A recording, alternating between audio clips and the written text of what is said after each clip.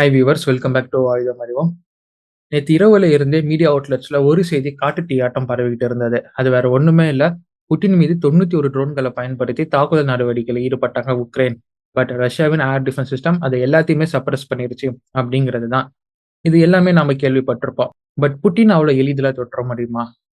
இப்போ உக்ரைன் தாக்குதல் நடவடிக்கையில் ஈடுபட்டாங்கன்னா அவங்க எவ்வளவு டிஸ்டன்ஸை கவர் பண்ணாங்க, எங்க இருந்து அவங்க தாக்குதல் நடத்தியிருக்க வாய்ப்பு இருக்கு, எங்கெங்கெல்லாம் என்னென்னலாம் நடந்துச்சு அப்படிங்கிறத நம்ம பார்த்து தெரிஞ்சுக்க போறோம். இந்த தாக்குதலை நாங்க பண்ணவே இல்லை அப்படின்னு ஜெலன்ஸ்கி ஒத்த கால நிற்கிறாரு. பட் இதற்கு பின்னாடி இருக்கிற சீன் என்ன அப்படிங்கிறத தான் இன்னைக்கான காணொலியில நாம பார்த்து தெரிஞ்சுக்க போறோம்.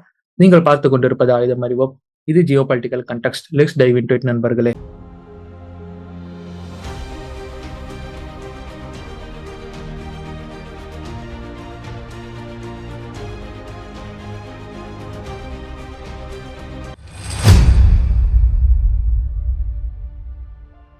இந்த ரஷ்யா உக்ரைன் கான்ஃபிளிக்ட்ல எப்பயுமே ஒரு பேட்டர்ன் ஃபாலோ செய்யப்பட்டுக்கிட்டு இருக்கும். எப்பப்பெல்லாம் இந்த பீஸ் நெகோசியேஷன் நடக்குதோ, அது நல்லபடியா முடியும் அப்படின்னு நம்பப்படுதோ, அப்ப எல்லாமே அதை கெடுக்கிற மாதிரி ரஷ்யா சார்பாகவும் சரி, உக்ரைன் சார்பாகவும் சரி, மிலிட்டரி ஆக்ஷனை எடுத்து அந்த பீஸ் நெகோசியேஷனை அடியோட கெடுப்பாங்க.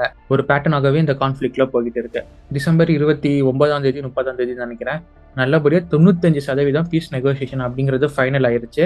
டோன்பாஸை மட்டும் யார் வச்சிருக்கிறது அப்படிங்கிறது தான் பிரச்சனையா போயிட்டு இருந்தது. அதற்கு மறுநாளே ரஷ்யாவின் குற்றச்சாட்டு வருது அப்படிங்கிறது இந்த பேட்டர்ன்ல ஒன்னா தான் பார்க்கப்படுது. டீப் ரஷ்யால இருக்கும் நோவோகார்ட் ரீஜன்ல புட்டினுக்கு சொந்தமான வெலாடி ரெசிடென்சி அப்படிங்கிற ஒன்னா இருக்கு. இந்த வெலாடி ரெசிடென்சி மீது தான் 91 ட்ரோன்களை உக்ரைனானது ஏவி இருக்கிறாங்க. பட் லக்கிலி 91 ட்ரோன்கள்ல 49 ட்ரோன்கள் வெலாடியில இருந்து 450 கிலோமீட்டர் தொலைவில் இருக்கிற பார்டர் ஏரியாவுக்கு பக்கத்தில் இருக்கக்கூடிய பிரியான்ஸ்கில 49 ட்ரோன்கள் நியூட்ரலைஸ் செய்யப்பட்டிருக்கு. அதே மாதிரி ஒரு ட்ரோன் ஸ்மோலன்ஸ்கில நியூட்ரலைஸ் செய்யப்பட்டிருக்கு. மிச்சம் இருக்கக்கூடிய 41 ட்ரோன்கள் வெலாடி ஃபாரஸ்டுக்குள்ள வரும்போது அது அப்படியே நியூட்ரலைஸ் செய்யப்பட்டிருக்கு. ரஷ்யாவின் ஃபாரின் மினிஸ்டர் செர்கியூ லாவ்ரோவ் அவர்கள் அறிவிச்சிருக்காரு. இது மாதிரி மிலிட்டரி நியூஸ் ஒரு ஃபாரின் மினிஸ்டர் கொடுக்கறது அப்படிங்கிறது சாதாரண விஷயம் இல்லை. அவங்க எப்பயுமே டிப்ளமேட்டிக் ரிலேஷன்ஸ் இது மாதிரியான செய்திகளை தான் பகிர்வாங்க. பட் இது மாதிரி புட்டின் மீது ஒரு தாக்குதல் நடவடிக்கை வந்திருக்கு, அதை நாங்கள் நியூட்ரலைஸ் பண்ணியிருக்கிறோம், அது உக்ரைன் கிட்ட இருந்து வந்திருக்கு அப்படின்னு சொல்றது it's not a common thing. First point நம்ம அதை பார்க்கணும்.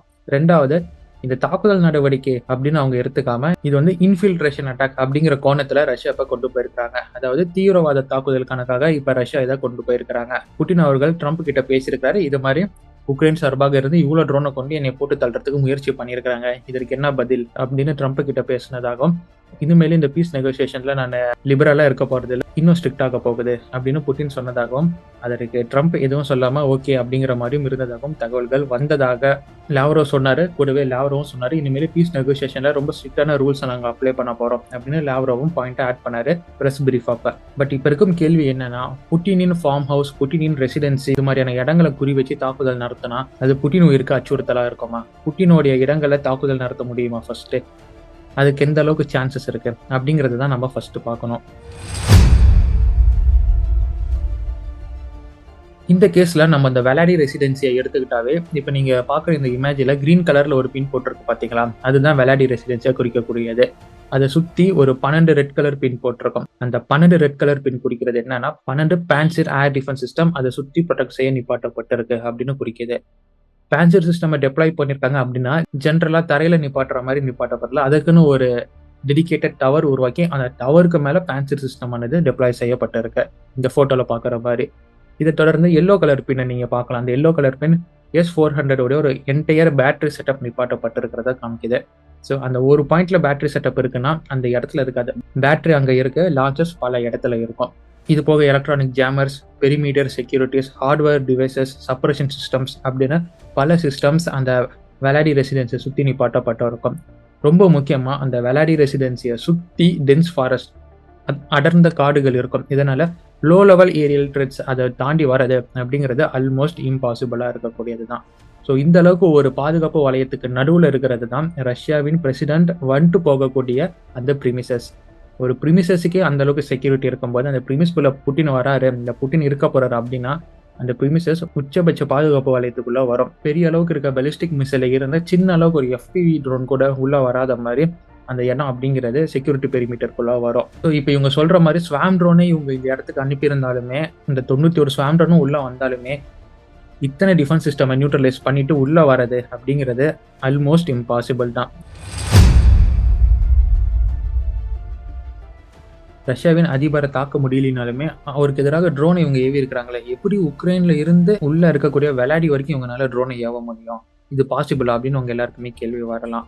இந்த நிகழ்வுல சொல்லப்பட்ட செய்திகளை கொண்டு நமக்கு என்ன தெரிய வருதுன்னா, ரஷ்யாவின் க்ளோசஸ்ட் பார்டர்ல இருந்து ட்ரோன்களை ஏவி இருக்கிறாங்க. என்னதான் இவங்க க்ளோசஸ்ட் பார்டரை பயன்படுத்தி இருந்தாலுமே ஆல்மோஸ்ட் 4 மணி நேரம், ஹார்ட்லி 4 ஹவர்ஸ் அந்த ட்ரோன் ஆனது தொடர்ந்து பறந்திருக்க வேண்டி இருக்கும். இவங்க சொல்ற மாதிரி பிரியான்ஸ்கை ரீச் பண்ணியிருக்கணும், அப்படி இல்லைன்னா ஸ்லோமோஸ்கியை ரீச் பண்ணியிருக்கணும். அப்படிங்கிற பட்சத்துல இந்த ட்ரோன்களை ப்ரீ ப்ரோக்ராம்டு பண்ணியிருக்காங்க. லைக் எங்கெங்கெல்லாம் ரஷ்யாவின் air defence systems security centres இருக்குமோ அந்த கோஆர்டினேட்ஸ்லாம் ஆல்ரெடி ப்ரீ ப்ரோக்ராம் பண்ணியிருப்பாங்க.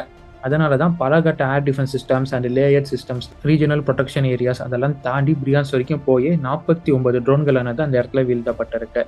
அதே நேரத்தில் மிச்சம் இருக்கும் ட்ரோன்கள் அடுத்தடுத்த பகுதியை நோக்கியும் போய் அங்கங்கெல்லாம் வீழ்த்தப்பட்டிருக்கு. பாசிபிளி அவங்க இந்த இடத்துல ஏஐ எனேபிள் ட்ரோன்ஸை பயன்படுத்திடலாம். ஒரு பாதியான ட்ரோன்ஸ்களை ஜிபிஎஸ் கோஆர்டினேஷன் கொடுக்கும், இன்னொரு பாதி ட்ரோன்ஸ்களில் ஏஐ சிஸ்டம்ஸ், அதாவது ஜிபிஎஸ் அதற்கு இருக்காது, ஏஐ மூலியமா அதற்கு எங்க போகணும் அப்படிங்கிறத ஃபீட் பண்ணியிருப்பாங்க. ஸோ ஜிபிஎஸ் இல்லாமல் அது பாட்டில் நேராக எங்கே போகணுமோ அந்த டார்கெட்டை நோக்கி வளைஞ்சு நெளிஞ்சு எப்படி போகணுமோ அப்படி போயிட்டு இருக்கும் ஏஐ எனேபிள் ட்ரோன்ஸ். அந்த ட்ரோன்கள் தான் அடுத்தடுத்த இடத்துல பிரியான்ஸ்கை நோக்கி மாட்டியிருக்கும் அப்படின்னு அறியப்படுது. இல்லைன்னா கண்டிப்பா பிரியான்ஸ்க்கு தாண்டி உள்ள போய் ரீச் பண்றது அப்படிங்கறதெல்லாம் இம்பாசிபிளான ஒரு நிகழ்வு தான். அடுத்த சந்தேகம், இவங்க பார்டர்ல இருந்து லான்ச் பண்ணாம ரஷ்யாக்குள்ள இருந்தே லான்ச் பண்ணியிருந்தாங்கன்னா என்ன அப்படின்னு நீங்க கேட்கலாம். ரஷ்யாக்குள்ள இருந்தே இவங்க லான்ச் பண்றாங்க அப்படின்னா இவ்வளவு தூரத்துல இருந்து பிரியான்ஸ்க் மாதிரியான இடங்களை ட்ரோன் மாற்றுறதுக்கு சான்ஸே இல்லை. வெலாடியில இருந்து ரஃப்லி 40 கிலோமீட்டர் ரேடியஸ்ல இருந்து தான் ட்ரோன்களை இவங்க ஆப்ரேட் பண்ணியிருக்க முடியும். பிரியான்ஸ்க் மற்றும் அதை தொடர்ந்து ஸ்லோமோஸ்கி ஏரியால இது மாட்டியிருக்காது. ஸோ இங்கெல்லாம் இது மாட்டியிருக்கு, இங்கெல்லாம் நாங்கள் இன்னும் ரிலீஸ் பண்ணியிருக்கோம்னு சொல்றது இப்போ ரஷ்யாக்குள்ள இருந்து இந்த ட்ரோனை ஏவி இருக்கிறதுக்கு வாய்ப்பு இல்லை அப்படின்னு தான் காமிக்குது. அதே மாதிரி ஒரு 91 ட்ரோன்களை எஃப்எஸ்பி கண்ணில் மண்ணை தூக்கிட்டு ரஷ்யாக்குள்ள கொண்டு வந்து அசம்பிள் பண்ணி அதை ஏவுறதுக்கு அப்படிங்கிறதுக்கும் ஹைலி இம்பாசிபிள் தான். அண்ட் 3வது சீக்ரெட் லான்ச்சஸ் அப்படின்னு சொல்லக்கூடியது தான். இப்போ நம்ம பார்த்தது எல்லாமே லேண்ட் லான்ச். ஏன் கடல்ல இருந்து இவங்க லான்ச் பண்ணியிருக்க கூடாது?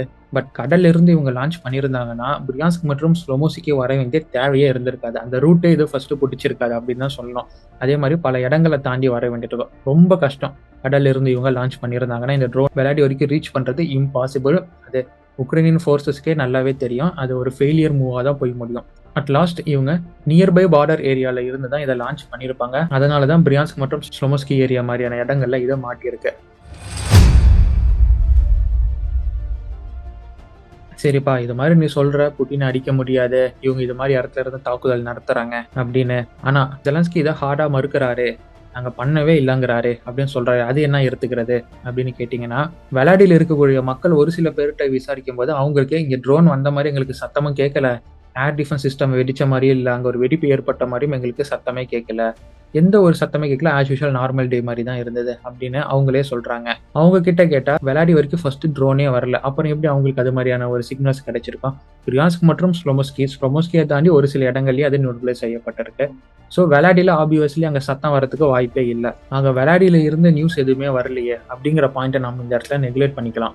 ஆனாலும் இந்த உக்ரைன்காரங்களாம் நம்ப முடியாது. ஏன்னா 2023 மாஸ்கோவாரும் இவங்க ட்ரோன் அனுப்பி மாஸ்கோ மேலேயே 2 ட்ரோனை விட்டவங்க.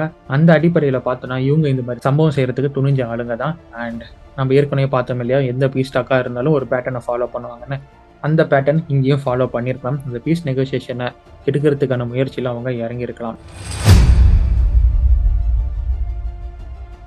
இது ஏதோ ஃபால்ஸ் ஃபிளாக் ஆப்ரேஷனா அப்படிங்கிறது எனக்கு கொஞ்சம் சந்தேகமாக தான் இருக்கு. பட் ஃபால்ஸ் ஃபிளாக் ஆப்ரேஷன் பண்றதுக்கும் ரஷ்யா தயங்க மாட்டாங்க. ஏற்கனவே பல வாட்டி ஃபால்ஸ் ஃபிளாக் ஆப்ரேஷன் உக்ரைன் மேலே இவங்க பண்ணியிருக்காங்க. இது மாதிரி அவங்க பண்ணாங்க அப்படின்னு குற்றம் சொல்லி உக்ரைனை போட்டு பொழந்தவங்க தான் ரஷ்யா. ஸோ இவங்களும் தயங்க மாட்டாங்க, அவங்களும் தயங்க மாட்டாங்க அப்படிங்கிற கண்டிஷன் தான் இருக்கு. பட் ஒரே ஒரு செய்தியை வச்சு நம்ம எப்படி உறுதிப்படுத்தலைன்னா, ட்ரம்ப்புக்கு புட்டின் ஃபோன் பண்ணி பேசினாருப்பா, இந்த இடத்துல ரஷ்யா ஒரு ஃபால்ஸ் ஃபிளாக் ஆப்ரேஷன் பண்றாங்கன்னா தலைவர்கள் மத்தியில கான்வர்சேஷன் போயிருக்காது அப்படிங்கிறத வச்சு நம்ம பார்த்தோம்னா இது உக்ரைன் பண்ணியிருக்க சான்ஸ் இருக்கு அப்படிங்கிற மாதிரி தான் தெரியுது. புட்டினோடைய செக்யூரிட்டி பெரிமீட்டர் என்ன, அவருடைய ஃபோர்ட்ரஸ் அப்படிங்கிறது எப்படியெல்லாம் உருவாக்கப்பட்டிருக்கு, அண்ட் அவர் எப்படி பாதுகாக்கப்படுறாரு, அண்ட் உக்ரைன் இந்த தாக்குதலை நடத்தியிருந்தாங்கன்னா எங்கெல்லாம் பாசிபிள் சான்சஸ் இவங்க தாக்குதல் நடத்தியிருப்பாங்க அப்படிங்கிற ஃபுல் டீட்டெயில்ஸ் உங்களுக்கு சொல்லியிருக்கேன். இப்போ சொல்ல வேண்டியது நீங்கள் தான். உங்கள் கருத்துக்களை இந்த கமெண்ட் பெட்டியில் போட்டுட்டு போங்க. அண்ட் இது போன்ற பல காணொலிகளை பார்த்து தெரிஞ்சுக்கிறதுக்கு ஆயுதம் அறிவோம் அப்படிங்கிற நம்ம டிஃபென்ஸ் நியூஸ் சேனலை சப்ஸ்கிரைப் பண்ணுங்கள் அண்ட் ஃபாலோ பண்ணுங்கள் மக்களை. Until it signing off from ஆயுதம் அறிவோம் and stay tune for next video. நன்றி, வணக்கம்.